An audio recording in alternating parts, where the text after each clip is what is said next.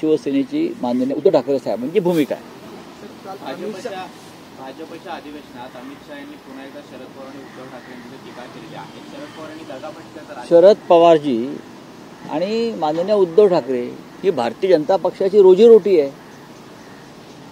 ही त्यांची रोजीरोटी आहे. दगाफटका कोणी केला? गद्दारांना सोबत घेऊन आपण सरकार बनवलंय आणि आपण दगाफटक्याच्या गोष्टी करता. या देशामध्ये गद्दारीला जर कोणी खतपाणी घातलं असेल बेमानी घटनाबाह्य कामांना तर ते भारतीय जनता पक्षानं काढून नरेंद्र मोदी आणि अमित शहानी घातलेलं आहे. आणि हे अमित शहा स्वाभिमानी महाराष्ट्रात येऊन बाळासाहेब ठाकरेंच्या शिवसेनेवर टीका करतात. माननीय शरद पवार साहेबांच्या पक्षावर किंवा त्यांच्यावर टीका करतात.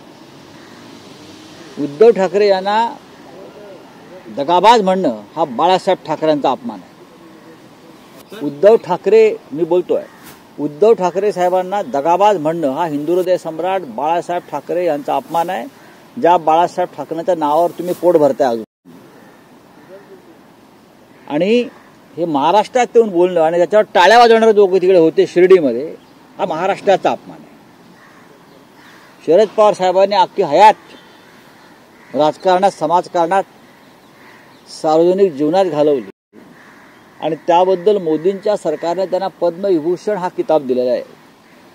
दुसऱ्या क्रमांकाचा या देशातला सर्वोच्च नागरी पुरस्कार पद्मविभूषण त्यांच्या कार्याबद्दल दिला.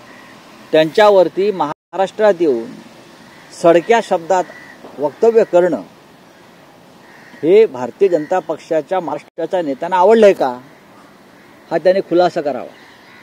कोणीतरी बाहेरचे लोक येतात त्या असतील आज पदावर असतील ते कोणी गृहमंत्री असेल कोणी केंद्रीय मंत्री असतील पण या महाराष्ट्राला एक स्वाभिमान आहे आणि ज्यांनी हा महाराष्ट्र घडवलाय त्याच्यात हिंदू हृदय सम्राट बाळासाहेब ठाकरेंपासून अलीकडच्या काळात शरद पवार साहेबांपर्यंत अनेक नेत्यांचं योगदान आहे.